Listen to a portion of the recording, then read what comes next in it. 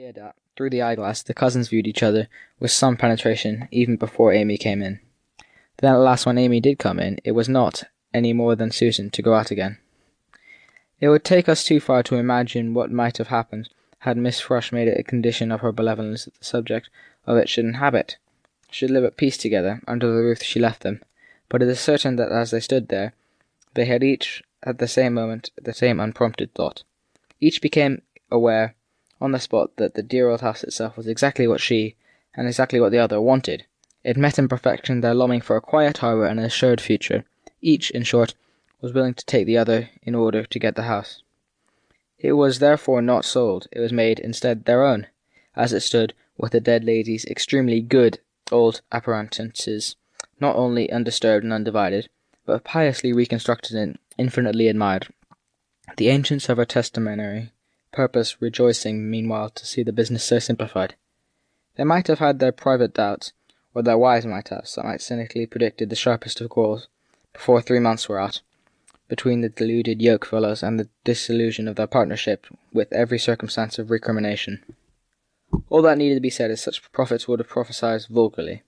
The Mrs. Thrush were not vulgar, and they had dropped deep the cup of singleness and found it prevailingly bitter. They were not unacquainted with solitude and sadness, and they recognized with due humility the supreme opportunity of their lives. By the end of 3 months, moreover, each knew the worst about the other. Miss Amy took her evening nap before dinner, and how at which Miss Susan could never sleep. It was so odd, where Miss Susan took hers just after that meal, just at the hour when Miss Amy was keenest for talk. Miss Susan, erect and unsupported, had feelings, I should say, in which almost any posture could pass for a seated one.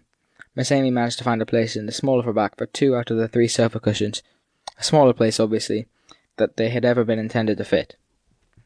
But when all this was said, they continued to have on either side the pleasant consciousness of a personal soil, not devoid of fragmentary ruins to dig in.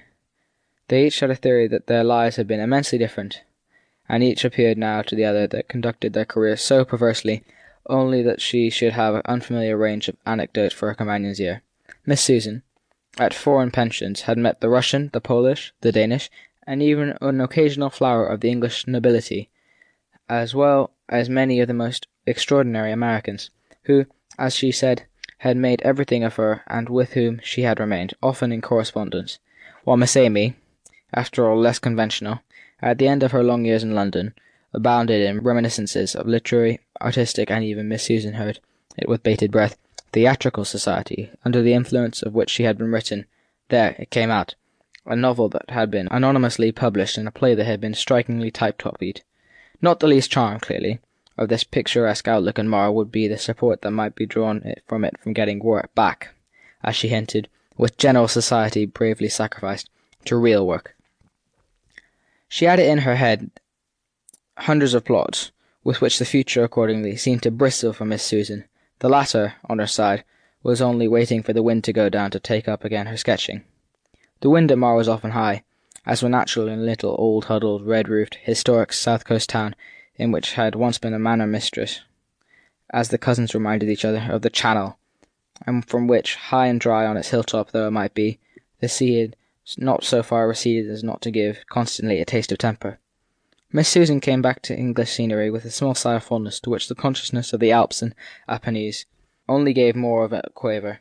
She had picked out her subjects, and with her head on one side and a sense that they were easier abroad, sat sucking her water brush and nervously, perhaps even a little inconsistently, waiting and hesitating.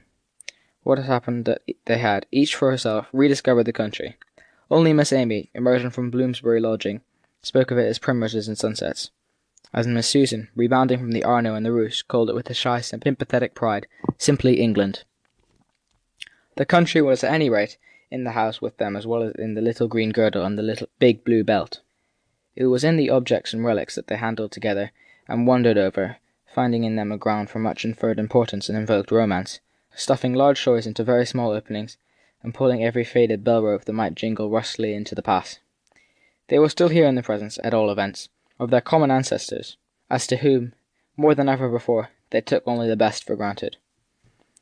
Was not the best, for that matter, the best, that is, of little melancholy, middling, disinherited Mar, seated in every stiff chair of the decent old house and stitched into the patchwork of every quaint old counterpane?